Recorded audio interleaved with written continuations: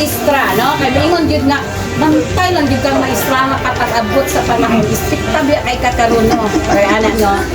Pero at least po, salamat kayo sa presensya sa tanan.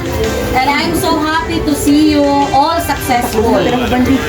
Paingon pala namo din we were talking about the term success. Ingon dayon si my husband, Mr. Alat. Now, the term success is very infinite. Kaya na kung successful na gid ni sila kay pag-agtugod dito sa trabaho. So, kung naatay pamilya, kung naatay anak, o wala man tay anak, basta na-fulfill nato ang atong obligasyon. Dila lato siya. Pero lain-lain ta o nabutangan karon. Actually, si Sir William is now my principal at Doña Carmen. Kauban na niya ang